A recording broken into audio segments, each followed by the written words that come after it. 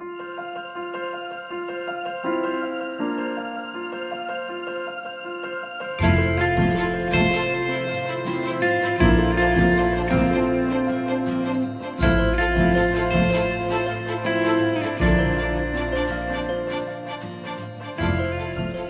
Ong Kah Jing. I'm a documentary storyteller. Have been for around the past 5-6 years.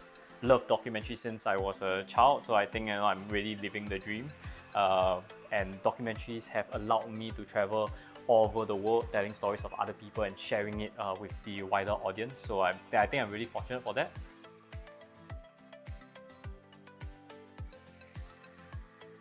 I've always loved documentaries since I was a kid, but I've never thought that being a documentary storyteller could even be entertained in Singapore. Who would have thought that you could make documentaries as a career choice or to make a living?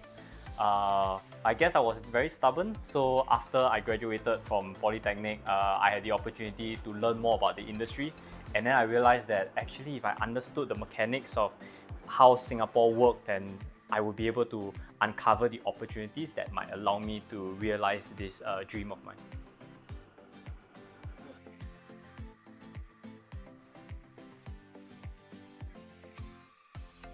I've always been someone that likes to study on the job, so film school never really attracted me because of that. I realized that if I enjoyed it as much as I did, I would find my own opportunities to learn on the job. So I was looking for something to complement this adventure of mine. And I realized that business school could be a great complement to that because in Singapore there's a lot of intricacies about business. If you want to make your hobby into something that puts food on the table, you got to understand how business works. And I love the fact that NUS Business School took a pretty, I would say a pretty generic route that allows you to kind of just make your own solution that's relevant to your own context.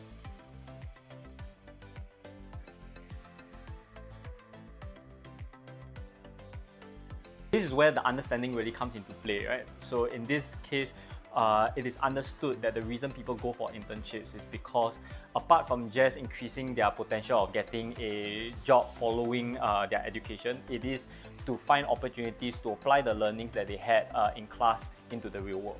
So for me, even though I didn't go for an internship, I took the same principles and applied it to the opportunities I had with my own company. So that became my internship. It's just that it's self-sourced and it's never labeled as internship, but the exact learnings are there as well, right? I get to deal with clients, I have a project, I have projects, I have fundings, and I have to see them all the way through. So even though I technically do not have an internship, I still felt that I've gotten all that an internship would have offered me.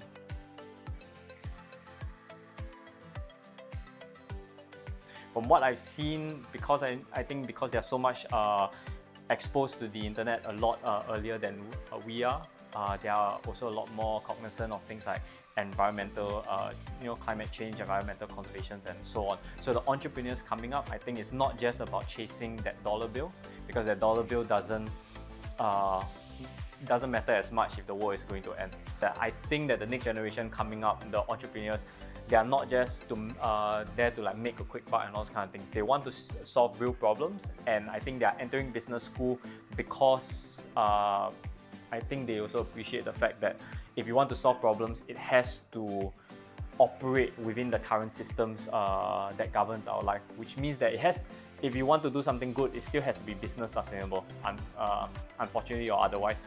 So accepting that reality, we have to work with that in mind.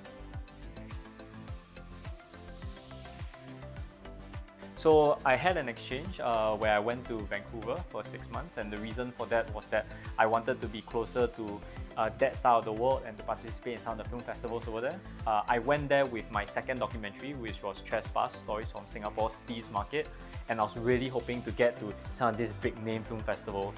And my big idea was that, okay, I've made a documentary that I think was worthwhile. If it gets submitted, because I'm on exchange, I can go there, meet the people over there, and have my career just skyrocket from there. That did not happen. I submitted it for 50 film festivals and had replies from almost none of them. Those who had favorable replies only said that it was even though they liked the film, it was too short. It was too short to be a long form, but it was too long to be a short form, so they couldn't put it inside any of the films as well.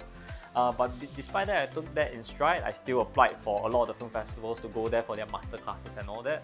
And it was in those queues where I learned a lot from the people in those queues, because I met some of these producers who were working on Discovery Channel stuff that I watched as a kid. So I was seeing the real life heroes that I've seen, and I think that really validated why I wanted to be in this industry.